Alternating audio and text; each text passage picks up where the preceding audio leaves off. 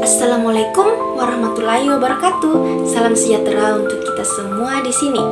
Saya akan menjelaskan tentang salah satu kejadian yang menghambat peserta didik di sekolah, yaitu keadaan broken home atau konflik peran orang tua atau broken home terhadap perkembangan sosial emosional peserta didik di lingkungan sekolah. Keluarga adalah unit sosial terkecil yang terdiri dari individu-individu yang saling terhubung, baik melalui hubungan darah atau pernikahan. Keluarga berperan penting dalam pembentukan karakter, sosial, dan emosional anggotanya. Sementara itu, broken home merujuk pada keretakan dalam rumah tangga yang biasa terjadi akibat perceraian, kematian, atau ketidakharmonisan antara orang tua yang berdampak pada anak-anak. Menurut Sofyan Willis dalam bukunya Keluarga Pecah atau Broken Home, dapat dilihat dari dua aspek, yaitu yang pertama, keluarga itu terpecah karena strukturnya tidak utuh sebab salah satu dari kepala keluarga itu meninggal dunia atau telah bercerai. Yang kedua, orang tua tidak bercerai tetapi struktur keluarga itu tidak utuh lagi karena ayah atau ibu sering tidak di rumah atau tidak memperhatikan hubungan kasih sayang lagi. Misalnya orang tua itu sering bertengkar sehingga keluarga itu tidak sehat secara psikologi, sehingga berdampak kepada anak-anaknya.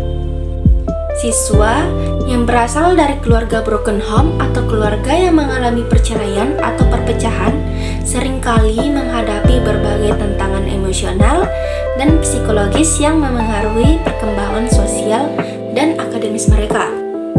Situasi ini dapat menciptakan stres, kebingungan, dan ketidakstabilan dalam kehidupan mereka.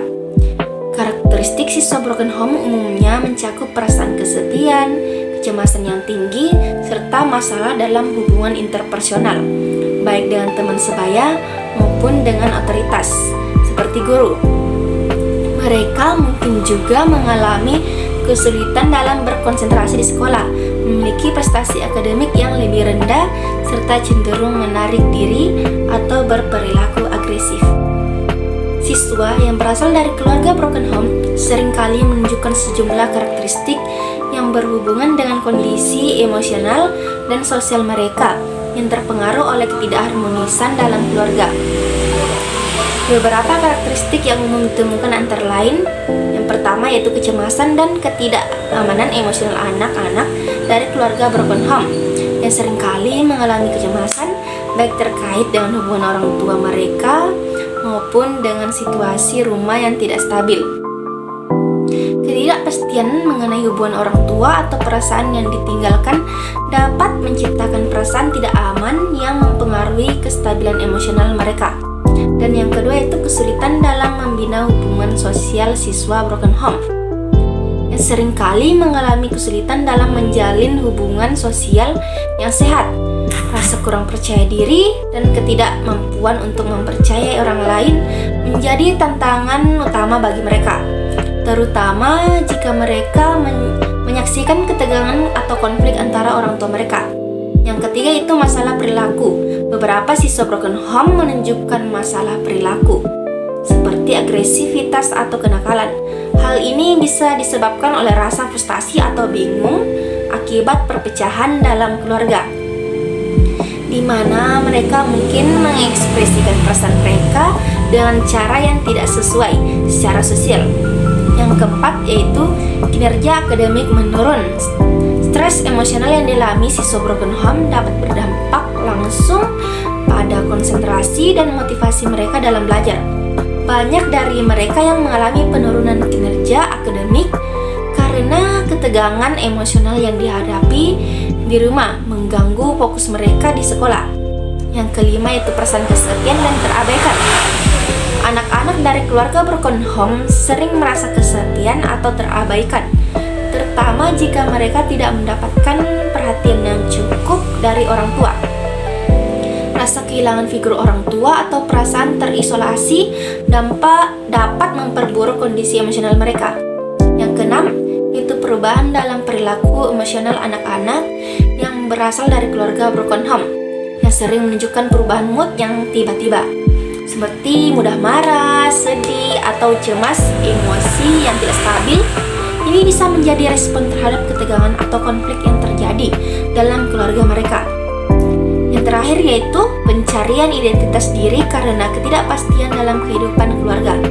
Banyak siswa broken home mengalami kesulitan dalam membentuk dan menjaga identitas diri yang stabil.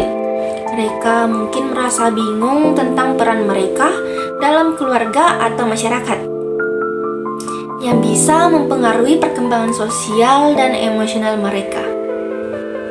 Lalu banyak dampak yang dihasilkan dari keadaan keluarga yang berantakan atau broken home ini terhadap kepribadian peserta didik, yang meliputi kesulitan dalam mengendalikan emosi, gangguan dalam hubungan sosial, penurunan prestasi akademik, pengaruh negatif terhadap kepercayaan diri peserta didik di sekolah, bahkan ada yang sampai menghilangkan nyawanya sendiri.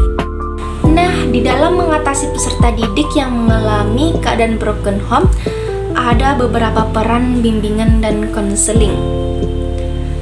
Peran bimbingan dan konseling pada peserta didik sangat penting untuk menciptakan lingkungan yang mendukung perkembangan pribadi, sosial, akademik, dan karir. Bimbingan konseling berfungsi untuk membantu peserta didik yang mengatasi permasalahan yang dihadapi, baik dalam aspek emosional maupun sosial, serta untuk memfasilitasi pencapaian tujuan pendidikan mereka. Dalam konteks pendidikan, peran konselor sangat vital untuk memberikan dukungan psikologis, membantu peserta didik merencanakan masa depan, serta meningkatkan keterampilan interpersonal dan intrapersonal mereka. Selain itu, bimbingan konseling juga berperan dalam membantu peserta didik mengatasi stres dan kecemasan yang terkait dengan akademik atau kehidupan sosial mereka.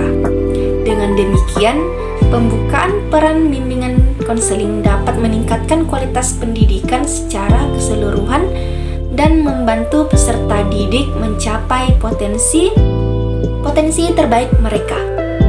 Berikut beberapa peran bimbingan dan konseling terhadap siswa yang mengalami broken home. Yang pertama yaitu peran bimbingan dan konseling. Bimbingan dan konseling di sekolah berperan penting dalam membantu siswa yang mengalami konflik keluarga, yang menyatakan bahwa konselor dapat memberikan dukungan emosional, mengajarkan keterampilan pengelolaan emosi, dan memperkuat kepercayaan diri siswa. Ini sangat penting untuk mengatasi dampak negatif dari keluarga broken home.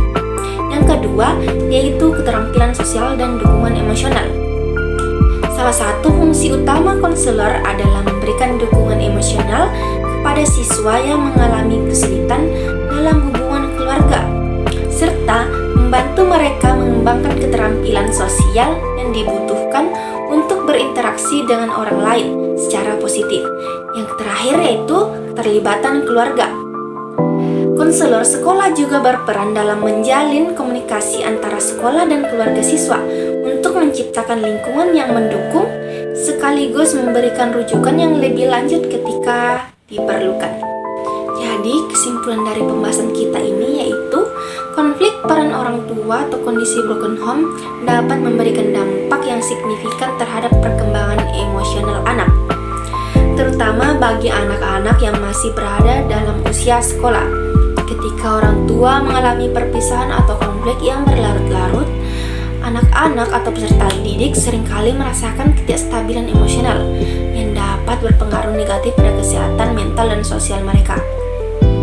Secara keseluruhan, meskipun konflik peran orang tua atau broken home dapat berdampak buruk pada perkembangan emosional peserta didik, dukungan yang baik dari lingkungan sosial dan perhatian terhadap kesejahteraan psikologis siswa serta bantuan dari bimbingan guru BK dapat membantu meminimalkan dampak negatif yang ditimbulkan oleh keadaan broken home. Nah, itulah tadi penjelasan dari materi saya tentang konflik orang tua atau broken home terhadap perkembangan sosial emosional peserta didik di lingkungan sekolah. Terima kasih telah menonton saya dari awal sampai akhir. Jangan lupa like, comment, share, and subscribe video saya. Thanks for watching. Wassalamualaikum warahmatullahi wabarakatuh. Bye-bye.